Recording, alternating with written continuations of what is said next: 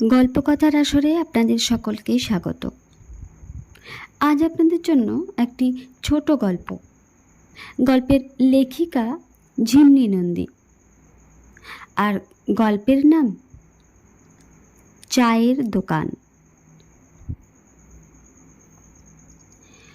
মাধবের চায়ের দোকানের এপাশে রিক্সা স্ট্যান্ড, ওপাশে টোটো। মাধবকে তাই খদ্দেরের জন্য ভাবতে হয় না। দুপুরে খাওয়ার সময়টা বাদ দিয়ে সকাল সকাল ঝাঁপ খুলে রাত 10টা পর্যন্ত মাধব দু হাতে খদ্দের সামলায়। সকাল 7টায় পাউরুটির গাড়ি আসে, আর রত্নাও লাল কাপড় বাঁধা ঘুগনির হাঁড়িটা সাইকেলের পিছনে বসিয়ে দোকানে ঢোকে। খদ্দের বসেই থাকে। বৌদি ঢুকলেই সবাই হই হই করে ওঠে। 10 টাকা প্লেট। ধোঁয়া ওঠা গরম ঘুগনির সুঘ্রাণে মাধবের ছোট্ট দোকানটা ম ম করে। রিক্সাওয়ালারা শুধু নয়, টোটোর ছেলেগুলোও আসে। পাড়ার লোকও টিফিন কৌটোয় করে নিয়ে যায়। 20-25 জন খদ্দের সামলে প্লেট চামচ ধুয়ে গুছিয়ে রত্না ফিরে যায়। তারপর সারাদিন লেরো বিস্কুট, বাপুজি কেক, চা, কখনো 1-2 প্লেট ঘুগনি মাধব টুকটুক করে দিতেই থাকে। দুপুরবেলা রত্না ভাত আনে, তখন খদ্দের থাকে না প্রায়। সেই ফাঁকে মাধব রাস্তার মিউনিসিপ্যালিটির কলে স্নান সেরে নেয়। রত্না তার ভিতরেই ঝাড় দিয়ে মুছে দোকানটা পরিচ্ছন্ন করে ফেলে। মাধব স্নান সেরে এলে যত্ন করে খেতে দেয়। খাওয়া শেষে বাসন ধুয়ে চলে যায়। সন্ধ্যের মুখে আবার আসে ঘুগনি নিয়ে, দিয়ে চলে যায়। রাতে দোকান বন্ধ করে মাধব ঘরে ফেরে। গত 1 যুগ ধরে এই একই রোজনাম চায় ওদের পৃথিবীটা ঘুরছে। 12 বছর আগে মাধবের জীবন ছিল অন্যরকম। সেই জীবনের খুঁটি বাঁধা ছিল মুড়াপোতা গ্রামে। কাছে গঙ্গা, মাঠের পর মাঠ জুড়ে ছিল পাটের চাষ। মাধব তার বাবাকে দেখেনি। বিধবা মায়ের কাছেই মানুষ। তার মা ছিলেন পাট শিল্পী। পাট দিয়ে ঠাকুরের চুল, পুতুল, গয়না বানাতে পারতেন। মায়ের তৈরি জিনিস মেলায় বিক্রি হতো। পাইকার আসতো, শহরে নিয়ে যেত। মায়ের কাছে গ্রামেরই 2-4 জন মেয়ে কাজ শিখত। রত্নাও ছিল ওদের মধ্যে একজন। তখন থেকেই ওকে চেনে মাধব। মা রত্নার কাজের প্রশংসা করতেন, আর সকলের চেয়ে একটু বেশি ভালোবাসতেন। মাধবের লেখাপড়া বেশি দূর নয়। সে পাট খেতে কাজ করত। নিজের জমি নেই, পরের জমিতেই উদয়স্ত খাটনি। লাঙলের পরে জমিতে মাঝে মাঝে নিড়েন দিতে হবে, গোবর সার দিতে হবে। বীজ থেকে গাছ বেরোলে কিছু চারা ফেলে দিয়ে পাতলা করে দেওয়া হয়। ঘন ঘন গাছ হালে পাট পুষ্ট হয় না। 3-4 ইঞ্চি ছেড়ে ছেড়ে চারা লাগানো হবে। নরম পাট শাক খাওয়া হয়। কুচো চিংড়ি কি চুনো মাছ দিয়ে রাঁধলে ওই শাক দিয়ে 1 থালা ভাত খাওয়া হয়ে যাবে। পাটের চারা বড় হলে পোকা আসে, নানা রকম পোকা।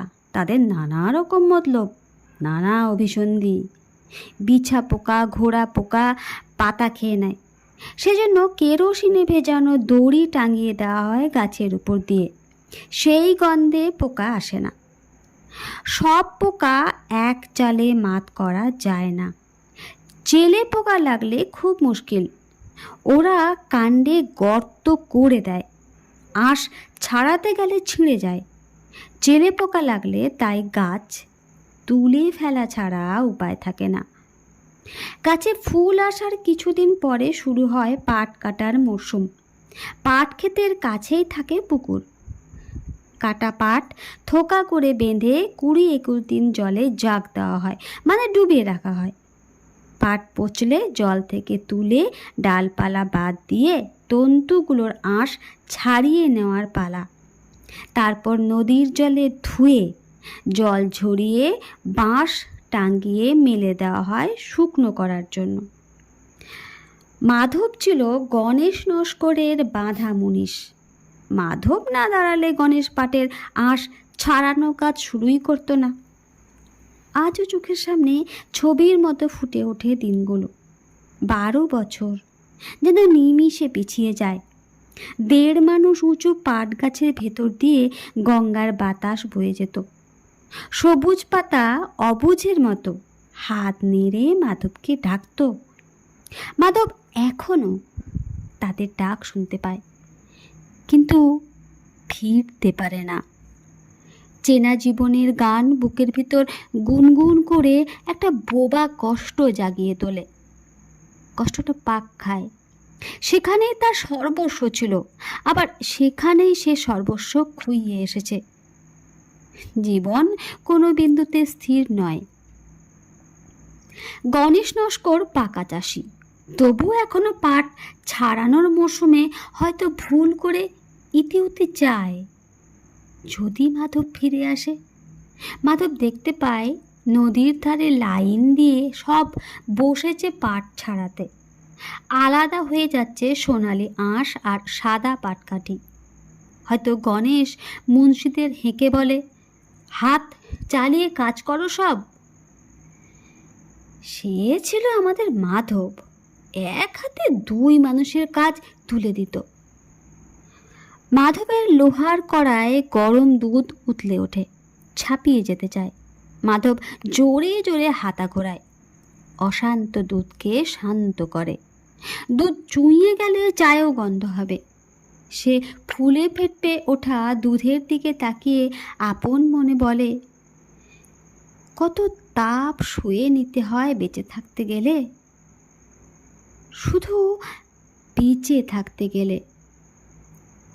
জমিতে নিড়েন দিতে দিতে রত্নাকে দেখতে পেয়েছিল মাধব। ঘুমাচ্ছে, গায়ে কাপড় ছিল না, রক্তে ভেসে যাচ্ছে শরীর। জানোয়ারগুলো পালিয়েছে ততক্ষণে। মাধব তাড়াতাড়ি গামছাটা জড়িয়ে দিয়েছিল ওর গায়ে, তারপর বয়ে নিয়ে একেবারে মায়ের কাছে এনে ফেলেছিল। হাহাকার করে উঠেছিল মা। গ্রামের হাসপাতাল ভর্তি নেয়নি, সদরে যেতে হয়েছিল। পুলিশ এসেছিল। কেসটা চাপা দিতে টাকা নিয়ে এসেছিল নিরঞ্জন সাউ। নিরঞ্জন ধনী ব্যবসায়ী, 2টো চালু কাপড়ের দোকান, একটা গ্রামে একটা শহরে। ওর ছেলের মোটর সাইকেলের শোরুম। ছুটকো ছাটকা আরও ব্যবসাও আছে। নিরঞ্জনের ছেলেটার নাম বলতে পেরেছিল রত্না। অনেক টাকা কবুল করেছিল নিরঞ্জন। একটাই ছেলে ওর, বিয়েও দেবে বলেছিল রত্নার সঙ্গে। লোভ সামলাতে পারেনি রত্নার দাদা হাবুল। বিয়ে হলে খারাপই বা কি, বরং সবচেয়ে সম্মানজনক প্রস্তাব। হয়ে গেলে বোনটাও তো বেঁচে যাবে, কলঙ্ক চাপা পড়ে যাবে। বিয়ের আগে কত ছেলের স্বভাব এরকম এদিক ওদিক থাকে। বিয়ের পরে কে খোঁজ নেয়? রত্না সুখে থাকবে, টাকার মুখ দেখবে। টাকাও কি কিছু কম ওষুধ? সাক্ষাৎ বিষহরী। আর বিয়ের পরে যদি ওরা রত্নাকে বসিয়ে দিয়ে যায়, সেও এর দিক অনেক ভালো। তখন কি হাবুল ছাড়বে? বোনকে দিয়ে মামলা লড়িয়ে মোটা খোরপোশ আদায় করে নেবে। কিন্তু হাবুলের স্বপ্নে বাদ সাধল রত্না। রাজি হলো না বিয়েতে, আর তার হাত ধরে রইল মাধবের মা। কঠিন জেদ। মাধব ভেবেই পায় না ছোট্টখাট্ট শরীরে মা এত শক্তি ধরে কি করে কে জানে। জোয়ান পুরুষ হয়ে তার এত ধক নেই। রত্নাকে হাবুল আর তার বউ ঘরে ঢুকতে দিল না। মা হাসপাতাল থেকে নিজের কাছে এনে তুলল। ওই অবস্থায় মা মাধবের সঙ্গে রত্নার বিয়ে দিল, রেজিস্ট্রি ম্যারেজ। গ্রামের লোক কাগজের বিয়েতে মনে করে না। তারা জানে বিয়ে হয় মন্ত্র পড়ে, রেজিস্ট্রি হলো সই। ওদিকে কন্যাযাত্রী তো ছিলই না, সুতরাং মাধবের বিয়েতে 10 বেশি লোক হলো না। নানা অজুহাতে নিরঞ্জন সাউয়ের উকিল পুলিশের চোখ রাঙানি অগ্রাহ্য করে মামলার তারিখ পিছোতে লাগলো। এই সময় মাধবের মা একদিন উকিলের কাছ থেকে ফেরার পথে মোটর সাইকেলের ধাক্কায় মারা গেলেন। হাওয়ায় ফিসফাস হলো, নিরঞ্জনের ছেলেই নাকি ভাড়াটে গুন্ডা লাগিয়েছিল। আতঙ্কে অসম লড়াইটা আর লড়তে পারল না মাধব। গণেশ নস্করই বুদ্ধি দিলে, জলে থেকে কুমিরের সঙ্গে লড়াই করে পারা যাবে না। মাধব ভিটে মাটি বেচে রত্নাকে নিয়ে শহরে চলে এলো। তারপর অনেক কষ্টে সৃষ্টে এই দোকান। দিনের পর দিন, মাসের পর মাস কেবল দুটি ডাল ভাতে খুন্নিবৃত্তি ছাড়া তাদের সংসারে আর কোনো কথা ছিল না। মায়ের কথাও তুলত না ওরা। কেবল দিন গুজরান, বাঁচবার জন্যই কোনো মতে বেঁচে থাকা। যেন ওদের অতীত নেই, ভবিষ্যৎ নেই, কেবল ক্ষুধা ভরা একটা জ্বলন্ত বর্তমান। সেই ভীষণ তপ্ত চুলায় কাঠ কয়লার মতো ওরা অহর্নিশ পাশাপাশি পড়তে লাগলো। সে সময় পেটেরটা খসে এসেছিল রত্না।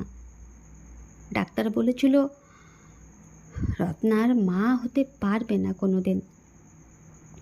জীবন বড় বিচিত্র, নিষ্পত্র বৃক্ষেও ফুল ধরে। তাপ মরে এলো ধীরে ধীরে। নিভন্ত আঁচে ওরা পরস্পর বেঁচে রইল কেবল, দোকানটাকে আঁকড়ে ধরে। রিক্সাওয়ালা, টোটোওয়ালা, পাঁচমিশেলি খদ্দের, এক এক রকম মানুষের জীবনের এক এক রকম বঞ্চনার ইতিহাস। গরম ঘুগনি, লেরো বিস্কুটের কড়কড়, চায়ের ভার থেকে ওরা সরপিল ধোয়ায় মিশে গিয়ে শোকের এক আশ্চর্য সিম্ফনি। শিবপ্রসাদের মজলি বেটি দুটো ছেলে মেয়ে নিয়ে জগন্নাথ ঘাটের কাছে বস্তিতে থাকতো। দামাদ আর একটা বিয়ে করে আনলো একদিন। তাতেও শিবপ্রসাদের সেই আঁকড়া মেয়েটা ঘর ছেড়ে বেরোয় না দেখে দামাদ বেধড়ক পিটতে লাগলো। নতুন বউয়ের দিমাগ খোলতাই। সে শেষে গায়ে গরম পানি ঢেলে বাচ্চা সমেত সতীনকে কুকুরের মতো রাস্তায় বার করে দিল। সারা গায়ে ফোসকা নিয়ে মেয়েটা বাপের কাছে ফিরে এসেছে। অবনীর 21 বছরের সমকামী ছেলেটা পাড়ার লোকের জ্বালাতনে গলায় দড়ি দিয়েছে। ইকবালের বিবি পেটে পাথর হয়েছিল, হাসপাতালে কেটে বার করলো, ভালো ছিল, মলম লাগালো। মলমে কি ছিল কে জানে। ডবকা বউটা সেলাই পেকে সেফটিক হয়ে মরেই গেল। শ্যামের বোন বিএ পাশ করে ইভেন্ট ম্যানেজমেন্টের কাজ করতে গিয়ে নারী পাচার চক্রে ফেসে গেছে। 6 মাস হলো নিরুদ্দেশ, কোম্পানি নেই, মালিক বেপাত্তা। অভি টোটো নিয়ে এসেছে মাত্র মাসখানেক। সরকারি চাকরির প্যানেলের নাম ছিল। ধর্ণা মঞ্চে দিনের পর দিন বসে থাকতো অভি। শেষে জানা গেল চাকরি বিক্রি হয়ে গেছে। টোটোটা না পাওয়া গেলে উপোস করে মরতে হতো। শাগনিক ছিল সামনের বাড়ির ছেলে। হাফ প্যান্ট পরার বয়স থেকে ঘুগনি কিনতে আসতো। স্কুলে ফার্স্ট বয়। ইঞ্জিনিয়ারিং পড়তে গিয়ে র্যাগিংয়ে খুন হলো, কিনারাই হলো না। তারপর এলো সেই রাত। সেই রাতে ঢেউ লাগলো মাধবের দোকানেও। চায়ের দোকান বহু বিপ্লবের ঘাঁটি। ঠিক 10টায় ওরা বেরিয়ে এলো একে একে। আগুনের গোলার মতো জ্বলছিল ওদের চোখ। নিজের চোখকে বিশ্বাস করতে পারল না মাধব। মিছিলের পুরোভাগে রত্না হুঙ্কার দিল, উই ওয়ান্ট। মাধব, ইকবাল, অবনী, শিবপ্রসাদ, শ্যাম, অভি সকলে সমস্বরে চিৎকার করে উঠল, জাস্টিস। ওদের সঙ্গে গলা মেলালেন শাগনিকের বাবাও। গলার শির ফুলে উঠেছিল রুদ্ধ বেদনায়। অন্ধকার কেঁপে কেঁপে দূরে সরে যাচ্ছিল মশালের আলোয়। মাধব দেখল যত দূর দেখা যায় কেবল মানুষ, শত শত, হাজার হাজার, কাতারে কাতারে। মহিলা, পুরুষ, শিশু, বৃদ্ধ ঘর ছেড়ে পথে একজোট। এরা কেউ ইকবাল, কেউ ইকবালের বিবি, কেউ শিবপ্রসাদের মজলি বিবি, কেউ শিবপ্রসাদ, কেউ আবনী, কেউ আবনীর ছেলে, কেউ শ্যাম, কেউ শ্যামের নিরুদ্দিষ্ট বোন, কেউ অভি, কেউ সাগ্নিক, কেউ তার বাবা, কেউ মাধব, কেউ রত্না, কেউ মাধবের মা। মাধবের চোখে জলে ভরে এলো। রত্নাকে কি সে একা ছেড়ে দিতে পারে? মিছিলে পা মিলিয়ে মাধব স্পষ্ট বুঝল 12 বছর আগে যে অসমাপ্ত লড়াইটা ফেলে এসেছিল সেই দ্রোহের আগুন আজও নেভেনি। দ্রোহের আগুন নেবে না। মশাল শুধু অপেক্ষায় জ্বলে। কবে তাকে হাতে তুলে নেবে দ্রোহী? কবে তার মনের আগুন আর হাতের আগুন মিশে যাবে? জ্বলতে জ্বলতে প্রত্যেককে এক একটা জ্বলন্ত মশাল হয়ে উঠবে। সে অন্ধকার বড় হতে হতে রাহুর মতো ভয়ঙ্কর হাঁ করে মাধবদের চাঁদ, সূর্য, সৌরলোক গিলে ফেলেছিল। সে আসলে একটা কর্তৃত মুন্ডু মারত। রাহু গ্রহণ করতে পারে, কিন্তু ধারণ করতে পারে না। সুতরাং একদিন ভোর আসবেই।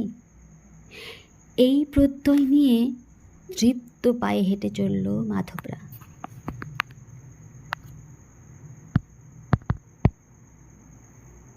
নমস্কার।